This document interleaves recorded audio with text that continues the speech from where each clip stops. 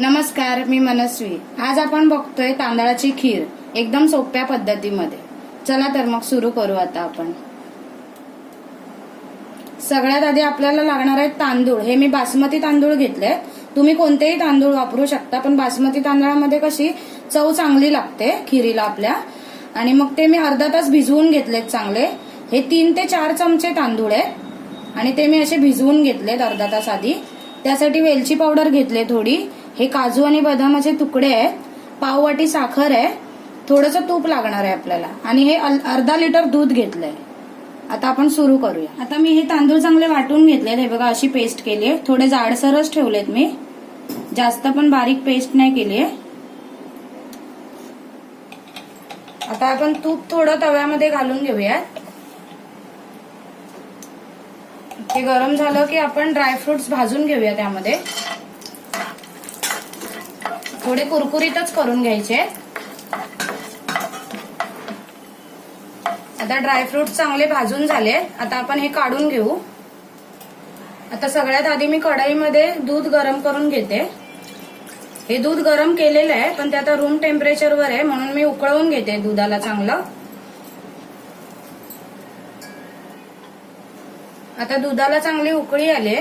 आता आपण ही जी तांदळाची पेस्ट बनवली आहे ती त्यामध्ये घालून घेऊया।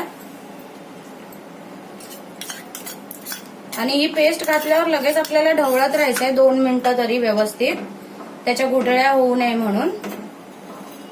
आणि चांगलं दुधामध्ये त्याला मिक्स करून घ्यायचंय व्यवस्थित।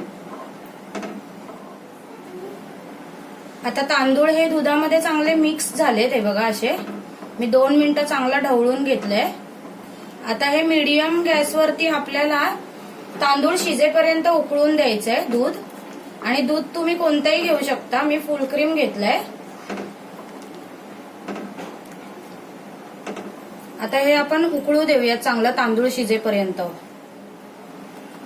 आता तांदूळ शिजेपर्यंत 7 ते 8 मिनिटं झाली आहेत। मी चांगले तांदूळ हे दुधामध्ये शिजवून घेतले, ते बघा चांगले स्मॅश होत आहेत तांदूळ असे।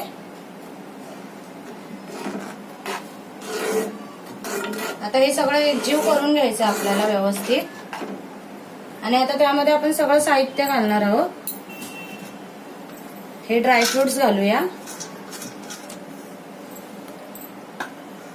वेलची पावडर घालूया, आणि ही साखर। आता हे सगळं एकजीव करून घ्यायचं आपल्याला, 1 मिनिटभर परतायचं व्यवस्थित। आता साखर पण चांगली वितळली आहे आतमध्ये, हे बघा अशी मस्त घट्टसर अशी खीर तयार झाली आहे। आता आपण त्यामध्ये 1 चमचा वरून तूप घालूया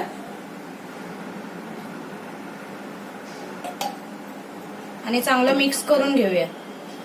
अशा प्रकारे तयार आहे खीर।